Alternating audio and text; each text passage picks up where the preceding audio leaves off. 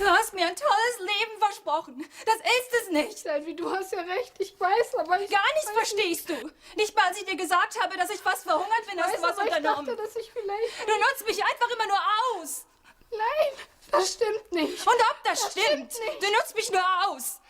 Das stimmt nicht, Selvi. Er hat mich geschlagen und vergewaltigt. Er hätte mich umgebracht, wenn ich ihn nicht getötet hätte.